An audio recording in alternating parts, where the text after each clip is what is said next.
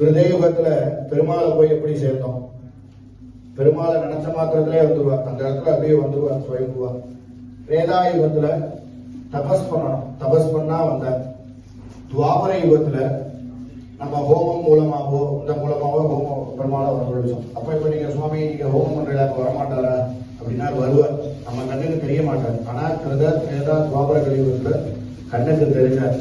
கலியுகத்துல எப்படி ஸ்ரீமன் நாராயணனை போய் சேர்றது, எப்படி அவரை பார்க்கிறது அப்படின்னா ஸ்ரீமன் நாராயணோட நாமமும் அவரோட சங்கீர்த்தனமும் அவரோட பஜனைகள் பாடல்கள் இந்த மூலமா தான் போய் சேர முடியும் அப்படிங்கிறது சாஸ்திரம். கிருதயுகத்துல 4 பாத தர்மம், திரேதாயுகத்துல 3 பாத தர்மம் 1 பாதம் அதர்மம், துவாபர யுகத்துல 2 பாத தர்மம் 2 பாதம் அதர்மம், கலியுகத்துல 3 பாதம் அதர்மம் 1 பாத தர்மம். அதுக்கு என்ன வழி? தர்மத்துல